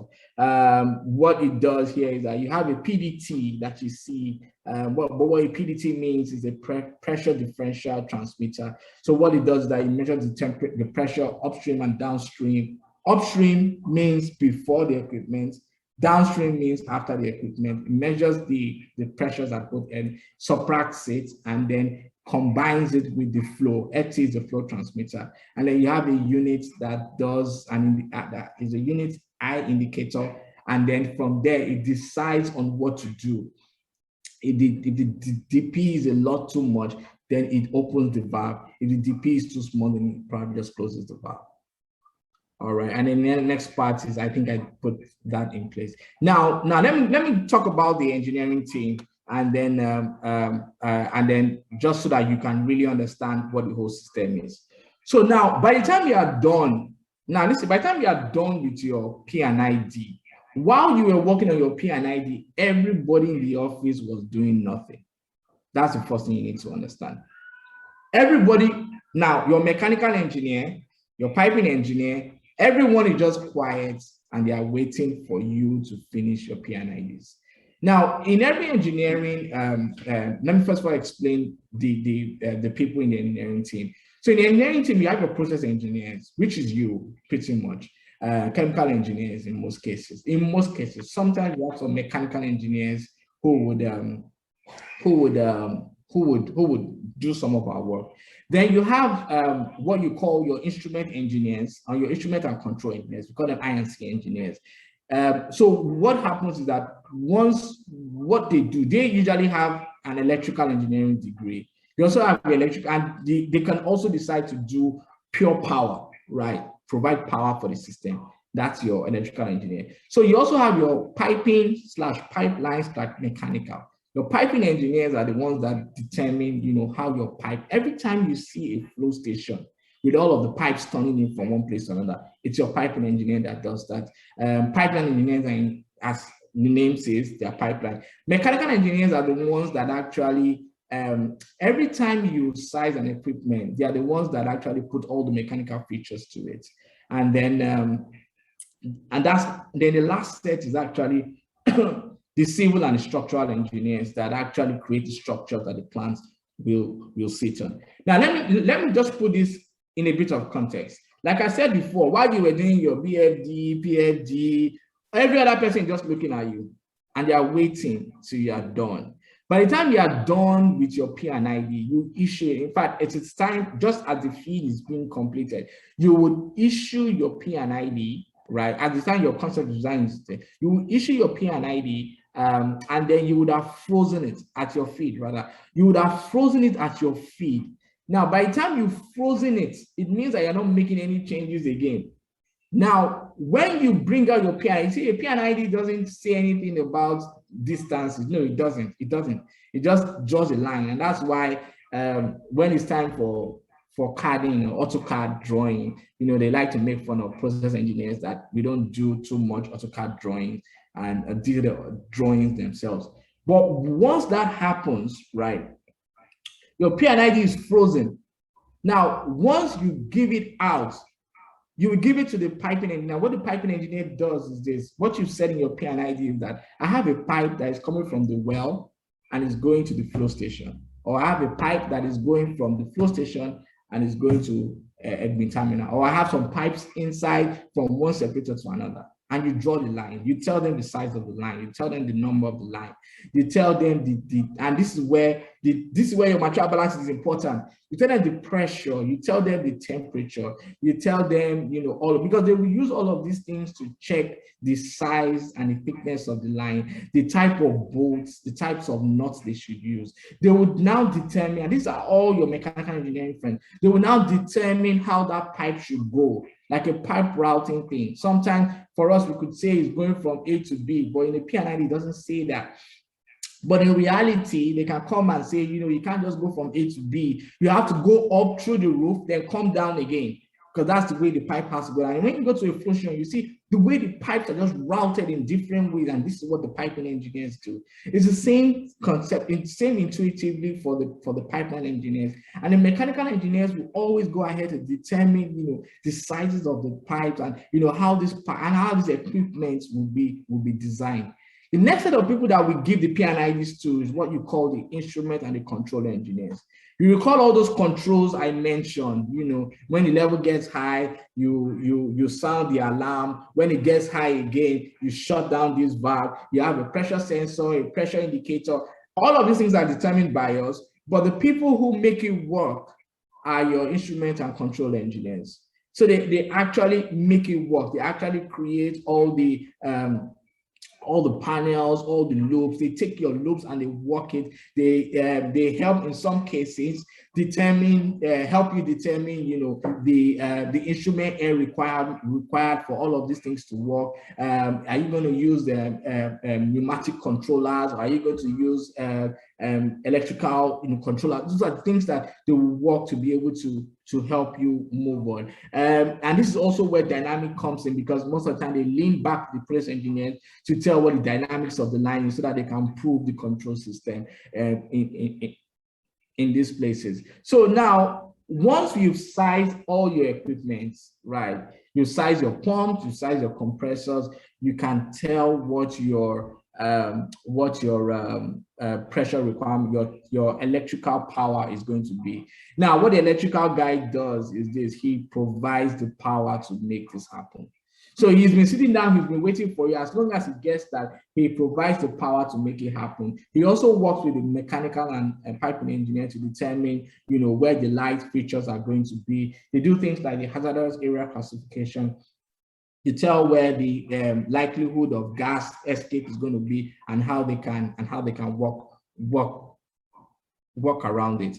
And I think the last one we have is the civil engineer, who actually takes information from the piping and the pipeline engineers, and then once they can determine, the size and the weight of everything, he can go ahead to build a foundation for it. And this is how everything works together. I think this is probably my last slide. About that, do I have any other thing? Yes, that's probably my last slide. And then a lot of things we are going to be using: process modeling, Unisim, HiSys, ProSim, PipeSim, and all of these things. But we will do 3D models, yes, we will do work with AutoCAD, and then there will always be lots and lots and lots of calculations. Many times we like to use calculation spreadsheets to be able to do all of these things, but everything we put there always has a calculation that supports it. And then this probably brings me to the end of the lecture. I hope you've enjoyed it as much as I've enjoyed putting it together, and I hope it really comes true for you. Babalola, over to you. Okay, for sure. Thank you very much. That was really an insightful one, and I think if we it may feel like it's a lot, but I think what you will realize is that this is actually this is the years of experience that he has tried to share in a 1.5 hour lecture. This is definitely something that you would know that is a lot of effort to achieve.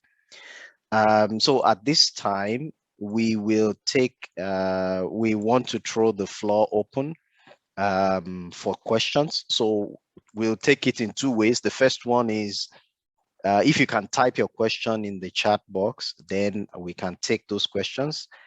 Secondly, if you would like to ask them verbally, please, you can raise your hand. There is a button for raising your hand. Then I will give you the opportunity to ask your questions. Okay. Thank you very much. So I'll start with, sorry, I don't have your name. It shows as Galaxy A20. Maybe we start with you. Try and unmute yourself and ask your questions. Go ahead, please. Thank you very much, my honorable engineer. This is Dr. Salaudin, the HOD Chemical Engineer, LAUTECH Okomosh. Thank you. You're welcome, sir. I would like to express my... Hello, good afternoon. This is Dr. Salaudin, the HOD Chemical Engineer, LAUTECH Okomosh. I would like to express my gratitude, first of all, to Engineer Funso, I think I'm right, that delivered the lecture. Yeah. And at the same time, to the organizers of this program. This is my second time of attending it. And it always really gives me a very great joy anytime I'm listening to the lectures. This particular aspect of design really touched my heart. Sincerely grateful. So my question, actually, it may not be that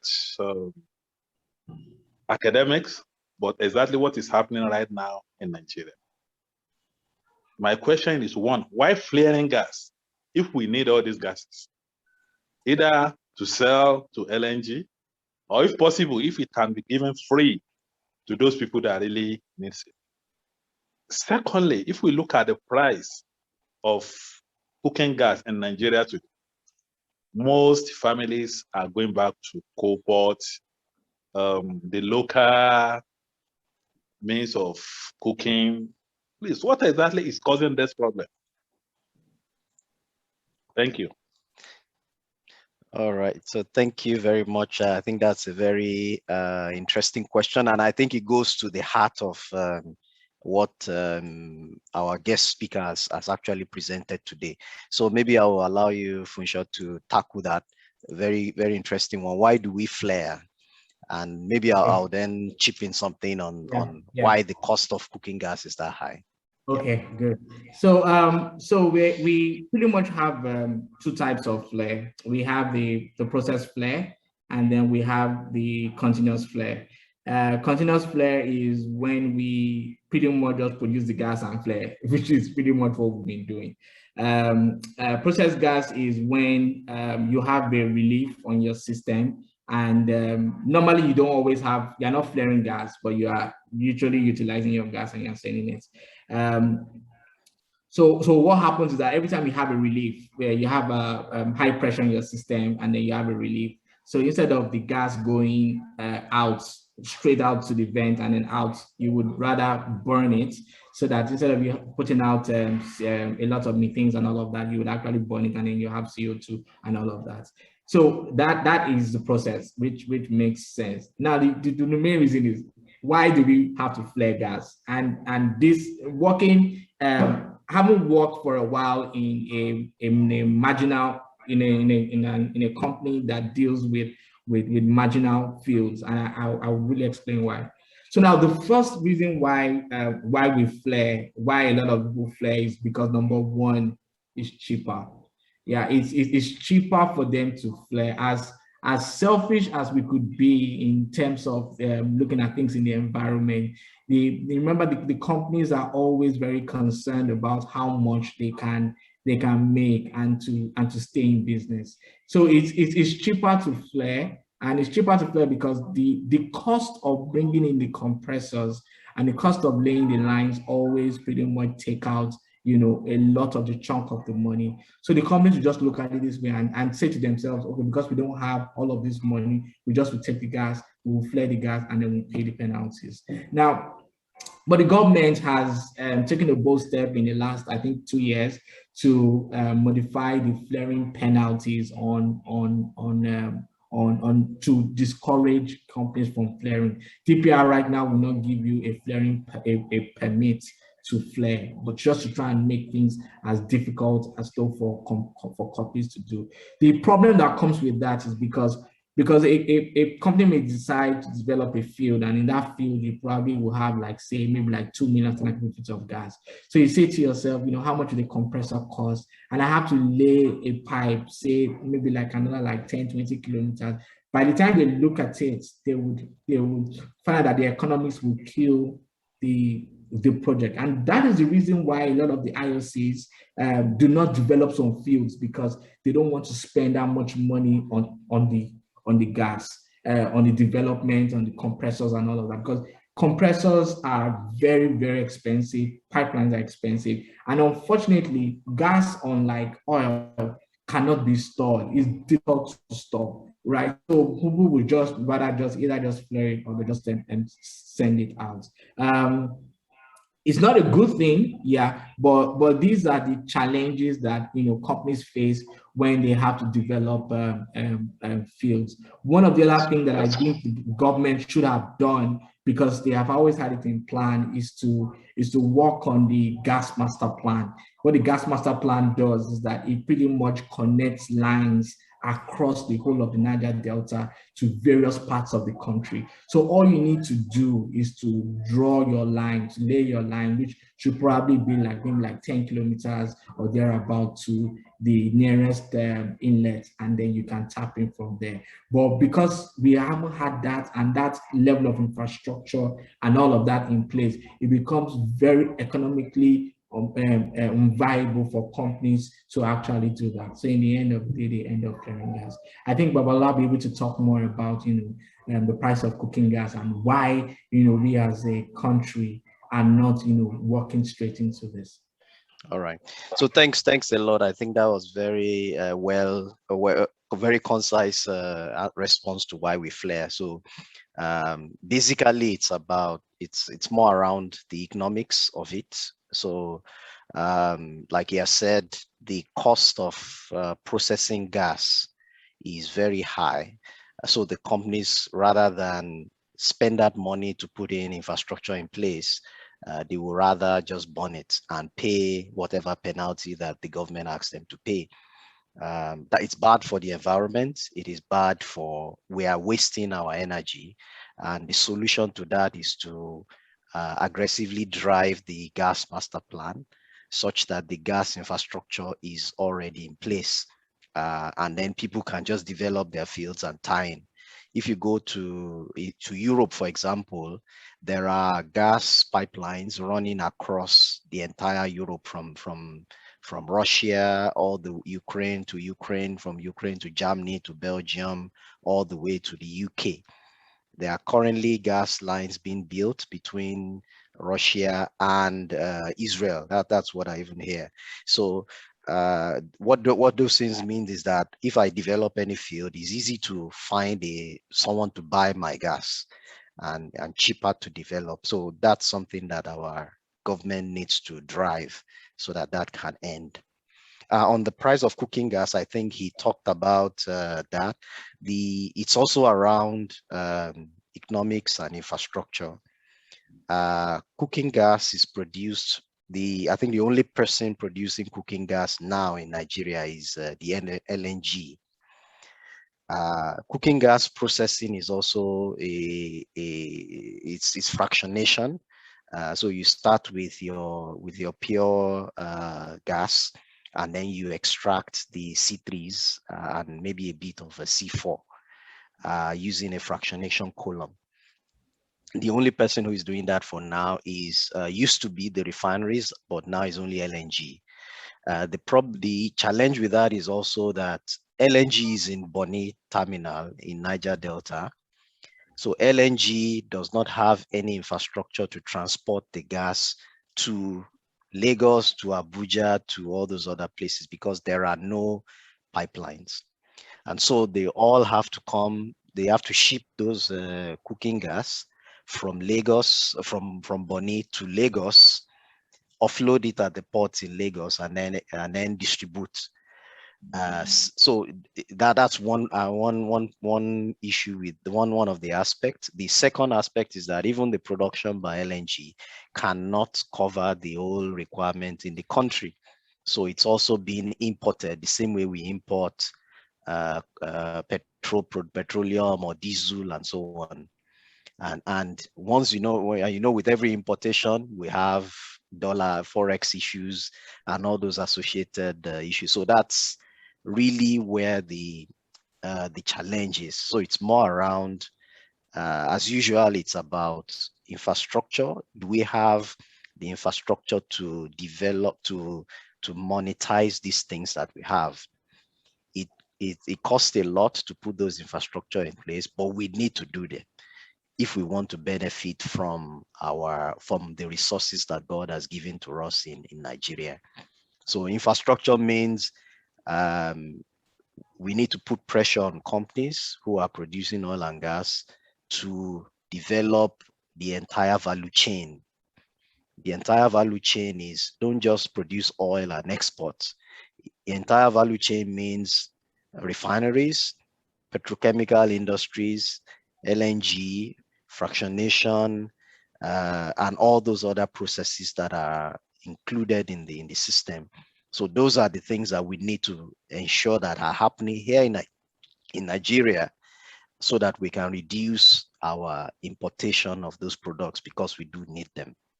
So I hope that sort of covers the answers your question. Yeah. Thank you very much. Thank you very much. Yes, sir. All right. So I'll go to, we have some questions on the chat, so I'll read that quickly. The first one is, says, generally, as chemical engineers, we believe in real life that processes are dynamic in nature, and that is why process control scheme is set up. In design process, where it is assumed that the process operates at steady state, can you help expatiate what process control scheme could be doing in such design? Okay.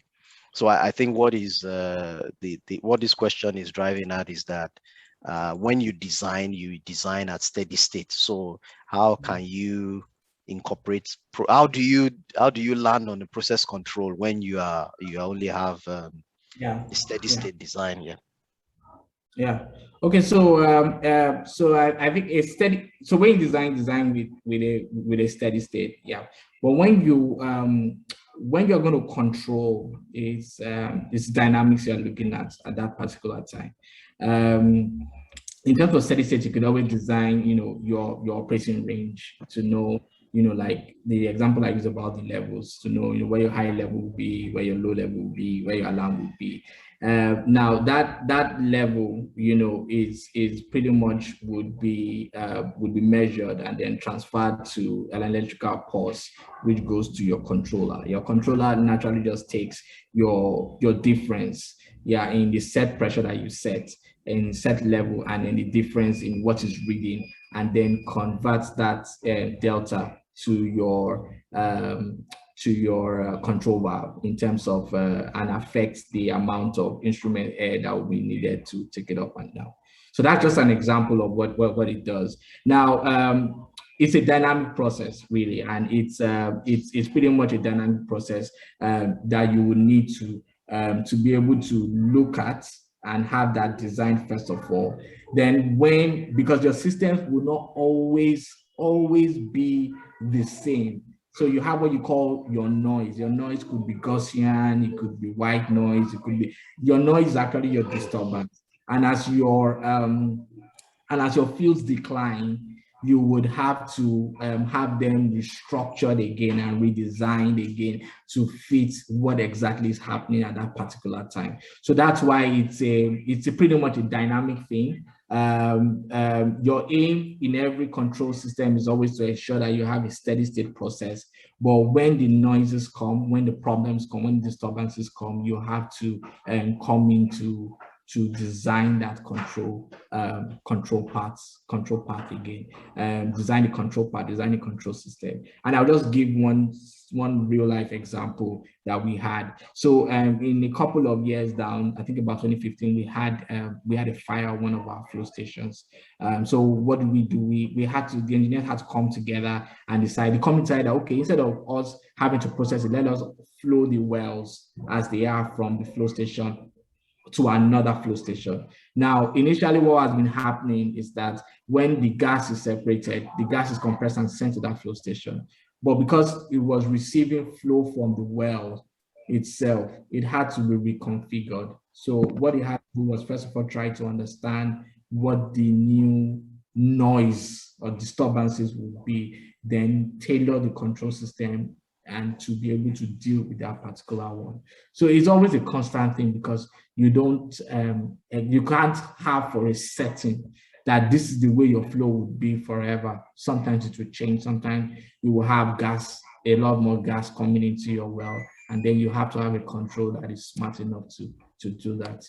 And we are in the stage where controllers are becoming really very smart now, where AI is coming in, where it will first of all get to understand what the disturbances are, then recalculate itself to be able to deal with that. Okay. All right. So thanks a lot. I hope that was able to answer the question. Yeah. Maybe if I can add a few more, is that so you are correct that our design is done at steady state, but every design must be controlled, right? So if you recall what the speaker said earlier when he was going through the design, that after you are done with your design, you need to consider the control as well as the safety, right? So the control is how do I make sure that my tank does not overfill?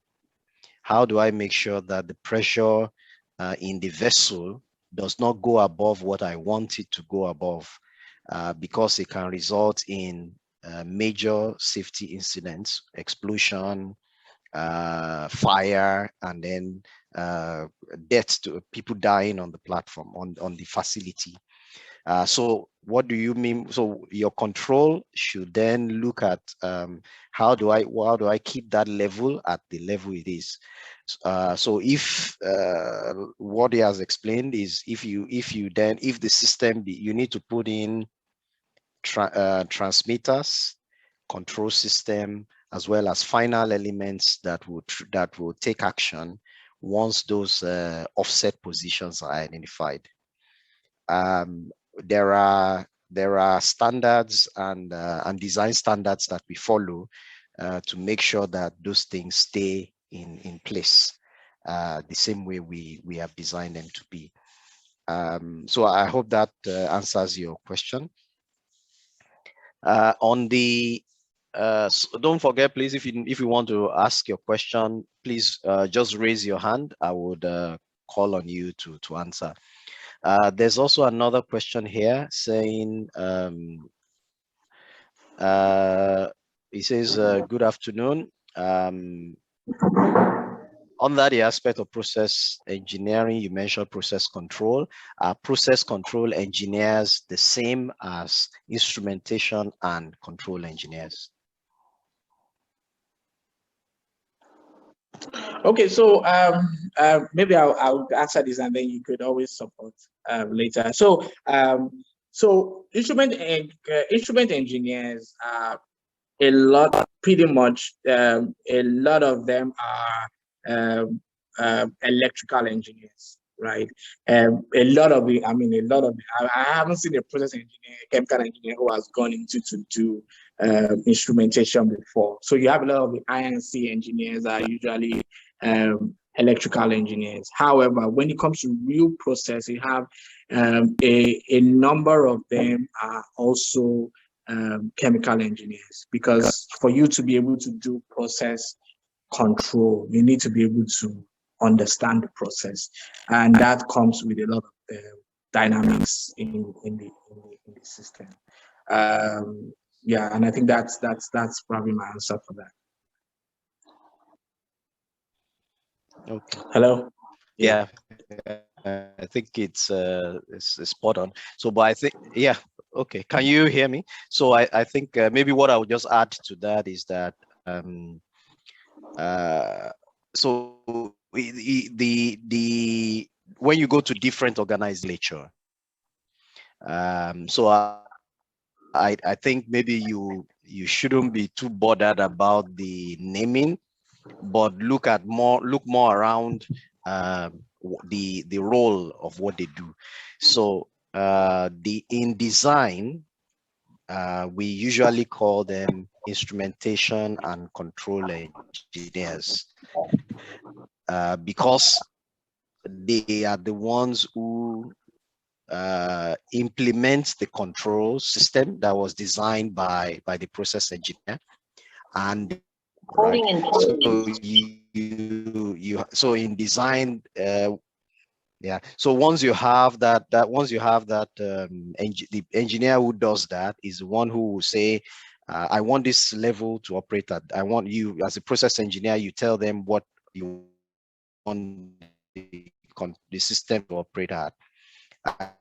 I don't want the level to go above this point. I don't want the pressure I want the temperature to level. Control engineer would say this is the right instrumentation for your temperature gauges, for your pressure gauges, for your control loop. So that in design, that's what we are called. But when we go to operations, that's the people who run the plant, process control engineers. who tweak the controls, monitor the controls every day, and they are sure that the system is out of control. So that's usually where the distinction happens, right? So in operations, when they're running the plant, you call them process control and automation engineers. But when they are designing, they call them instrumentation and control engineers. So it's more around just the naming that for the team, for the individuals. All right. Okay, one other question. I think this for sure, if you can help out with this. Say in the PFD that was shown, can we assume that there's already a jumper at the point where the pipelines meet, or there's a better way to add jumpers? Yeah. Okay, so jumpers are, except I'm wrong, and I think you can correct me. Jumpers are subsea terms. I don't know if that's what you mean by jumper, but jumpers are subsea terms, and jumpers in the subsea world is the same thing as a flow line. So we have subsea and we have surface, surface engineering. Surface.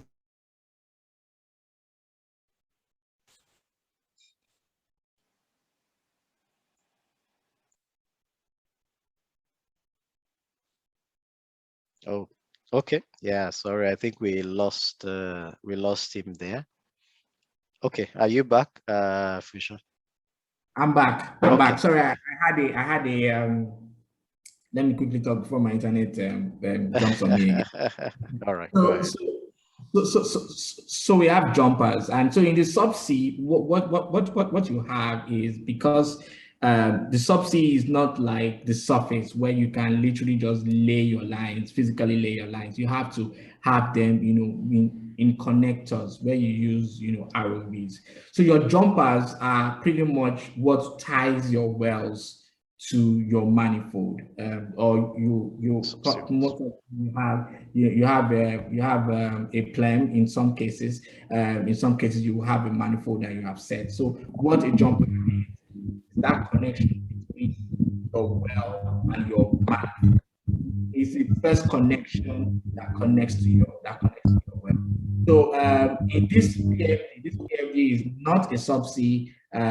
It's not a subsea PFD at all. If I was a subsea PFD, it would not even look like that at all.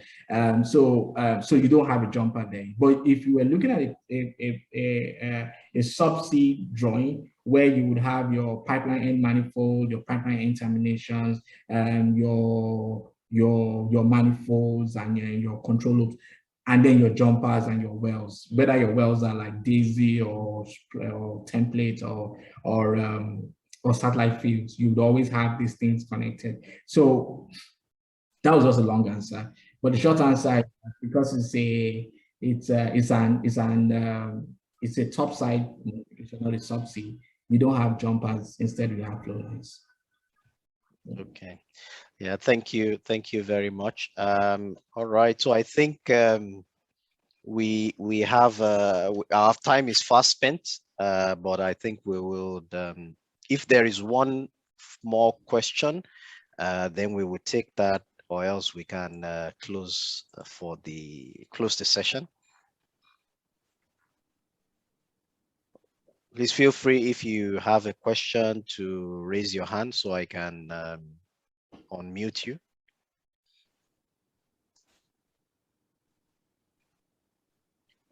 Okay. All right. So thank you, everyone. I think it's been a full almost 2 hours that we have spent, and we want to first of all appreciate our speaker today, Engineer Funso Uansahia. I know he has tried to take us through what will take. This is a team, like he mentioned. It's a team of this is what a team of more than 100 people will do is what he has tried to run us through in 1 hour.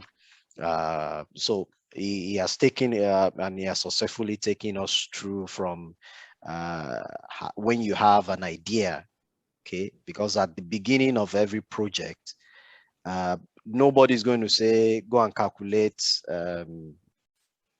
the size of this separator. Nobody is going to tell you that.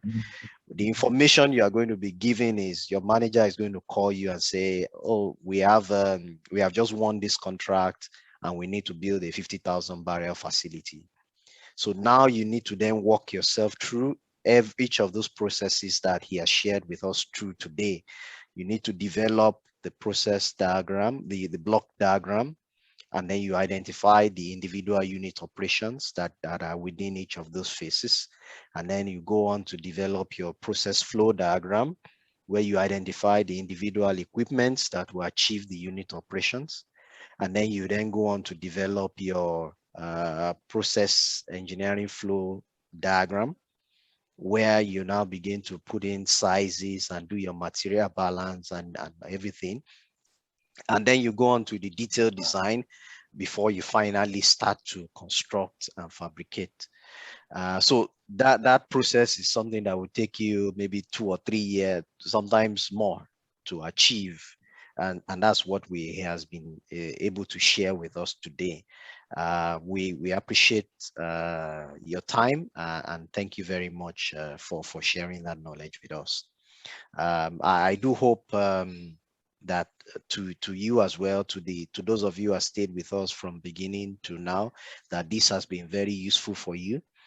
Please, if you do have any questions or you need to know anything in addition to this, please feel free to connect with us directly or through Dr. Agbede, and I think we will be happy to answer any question that you may have.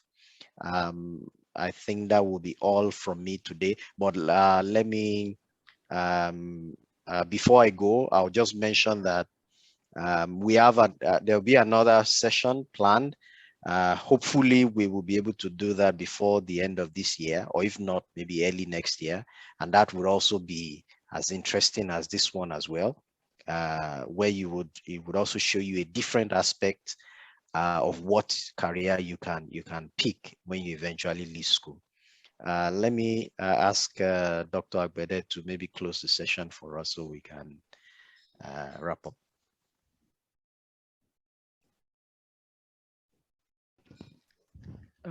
Thank you so much, Babalola. Okay, so I want to close by thanking the HOD for all his support, especially for his presence, at this meeting. Thank you so much, sir. We really appreciate all your support. Then I also want to appreciate our speaker for today, Engineer Funso. The lecture was very interesting, informative, and educative. Thank you so much for sharing your knowledge with us. We really appreciate it. Then I also want to thank Engineer Babalola, who has always been there for us, organizing everyone, putting the event together. We really appreciate it. God bless you. And then other friends, Tokpe, Olaolu and Leko, thank you all for all your support and for organizing this knowledge exchange series. God bless you all. Lastly, I want to also say thank you to all our students who have participated in this event. I believe that you've been able to gain a lot from today's lecture, especially those who are in 500 level, who are currently working on their design projects. Lecturer of today, Engineer Funso, has used a case study in the oil and gas processing to illustrate process engineering design or chemical engineering design. He has taken us through feasibility study, how you select the best or optimum process route. He has taken us through the actual process design, where you're given information about the feed, product specification, how you get your block flow diagram, the process flow diagram, material and energy balances, your PID, section of equipment. In fact, he has, in his lecture of today, he has used the case study to typify to us what you are trying to do in CH 504, your design project. Though he has used a case study in the oil and gas industry for oil and gas processing, but the same information, the same approach, applies to other processes. As long as you want to convert the raw material to a finished product, you understand, it's still basically the same information. In fact, he has taken us through like a typical application of chemical engineering, what you've been studying from 200 level to 500 level. Was mentioning so many concepts in different courses, CG200, material balances, separation, fluid flow, Bernoulli equation, process control, petroleum, environmental pollution, safety. So, chemical engineering, process engineering brings together everything you learn in school from 100 level to 500 level. Is the core of chemical engineering. So I believe you gain a lot. So I want you to keep attending, especially our future events, and then encourage your friends to also join in, so that you can get yourself prepared for a great career. So thank you, everybody. Enjoy the rest of your weekend. God bless you. Okay. Thank you, everyone, and have a good weekend too.